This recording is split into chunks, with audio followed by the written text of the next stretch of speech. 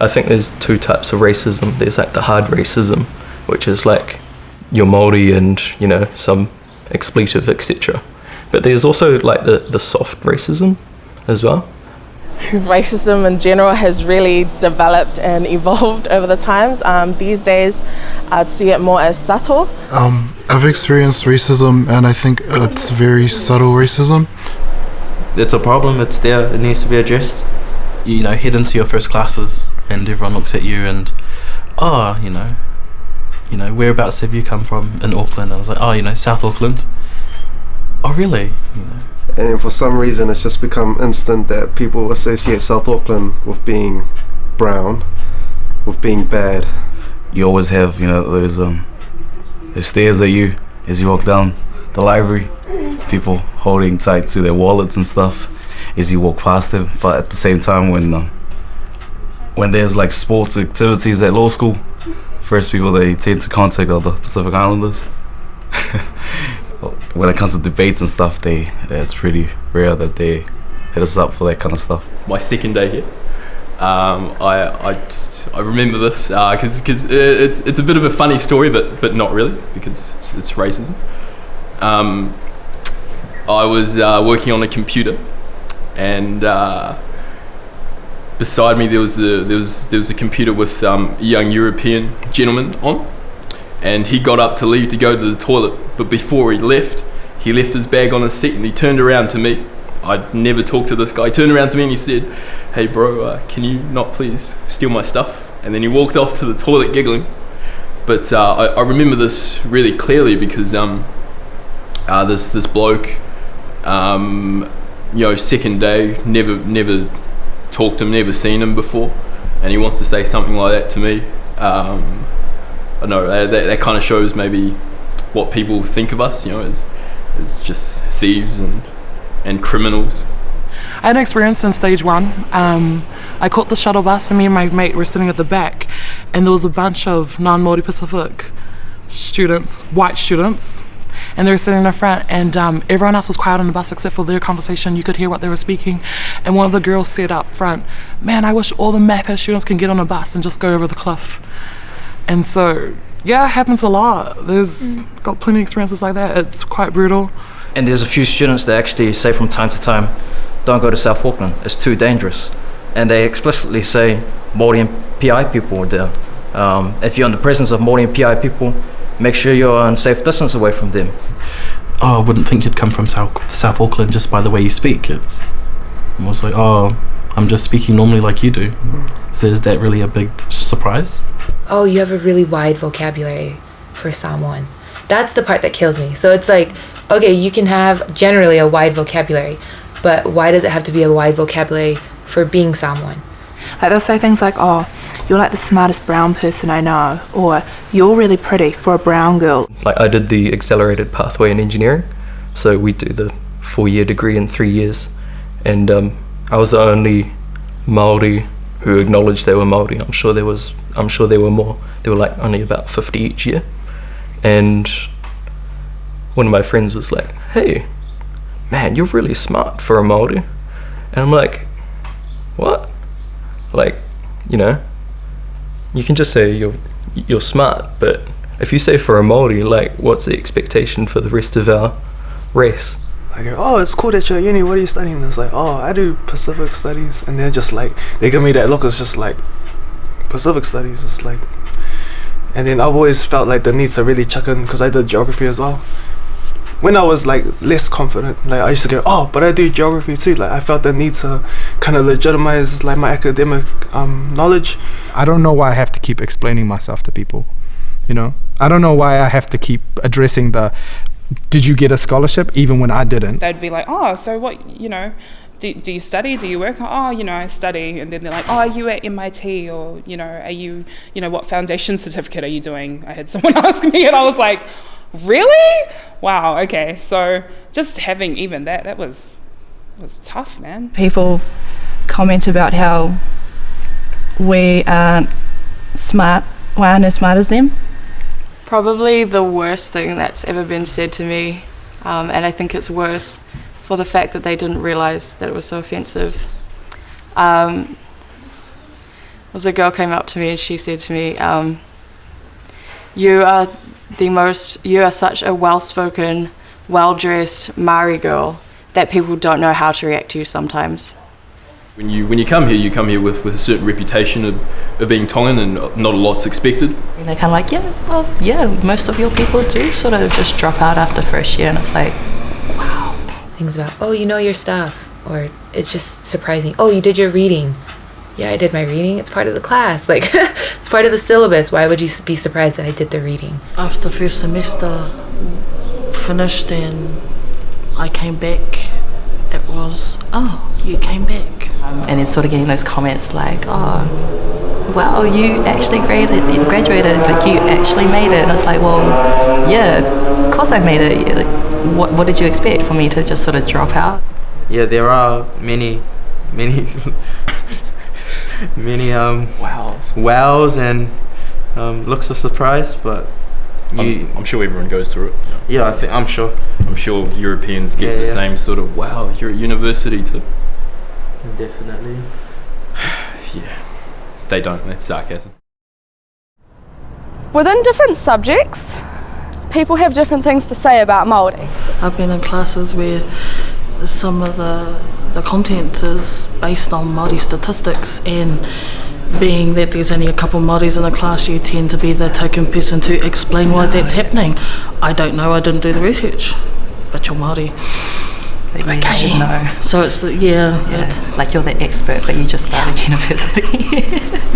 During my time at law school, getting the ethnicity pointed out as of who the offender was in any given case study or case law is pretty frustrating. The last time I checked, I didn't think that was a requirement in legislation, to know about that kind of thing. We're doing a research paper on comparing and contrasting two different areas in terms of socioeconomic and socioeconomic statuses. So our two research areas was Ponsonby and Otaru. So we're encouraged to go to Ponsonby, but there was no mention of whatsoever to go to Otaru. So we questioned the lecturer why we couldn't go, and the lecturer said in a mockingly way, well, you need life insurance to go there. I especially like when our lecturers go, not to be offensive, but your Māori and Pacific people need to stop buying booze and start buying smokes. Like, dude, this lecturer did anyone hear that? And all my classmates are like, yes. And I'm like, that was just racist. You just pinpointed me, but yeah. So it doesn't also happen within our peers, our classmates, but it happens amongst like the lecturers too. Our lecturers are put in positions of authority where what they say goes, and what they say is exactly what we want to know so that we could do well in uni. And so if they're saying things like that, all the students are agreeing, and they don't know that they're kind of contributing to what all the students are thinking of us. It's the little stereotypes that are continuously reinforced through what is in the curriculum. There's stuff in some of my papers that I'm thinking, that's not right to be teaching that if we're not going to have both sides of this. To be classified by your race rather than your abilities and your scores is actually pretty shite. No, it's not good. I think racism affects students' confidence within the classroom. It does bring people down. It can be quite disheartening sometimes. I feel like a lot of Pacific students or students of color feel like they have to set their culture aside before they step into a classroom. There are times with the negative comments and reactions and I guess possibly treatment that a lot of my friends get.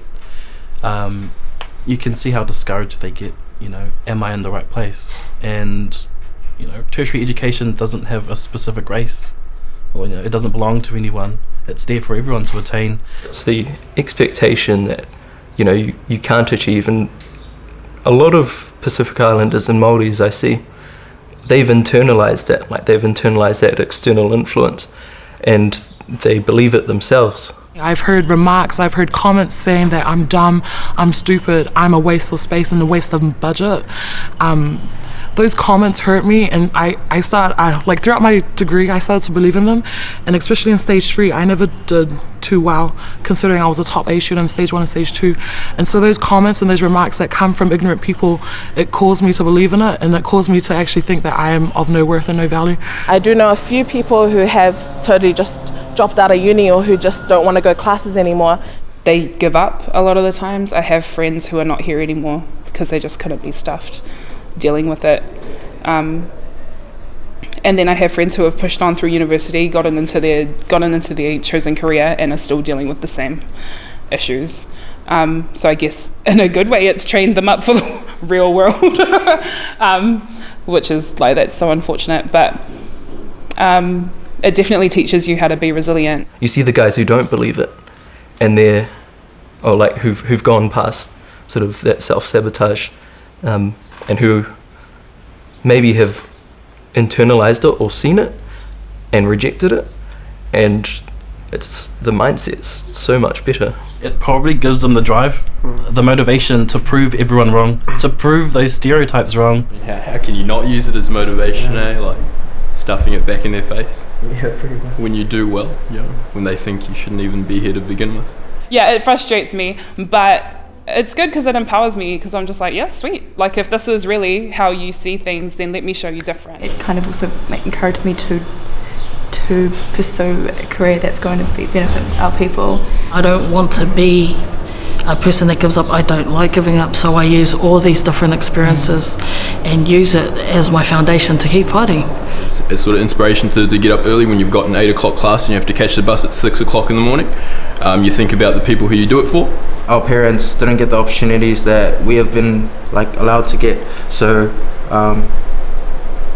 just taking that, not taking that for granted and paying it back. I've realized that if I've made it this far, that means I am capable and I can do it, and so why not pursue it? Yeah. Personally, I try and not let it affect me, but I think as students and as people in general, we shouldn't have to fight that. We shouldn't have to come to uni and say to ourselves, okay, I'm not going to let this particular group put me down, or I'm not going to let this stereotype of me put me down, because we're all here for one reason. We're here to learn and to get an education, and it's something that we've constantly said throughout all our schooling years, and so I see it as an unnecessary boundary that we have to always overcome every single day.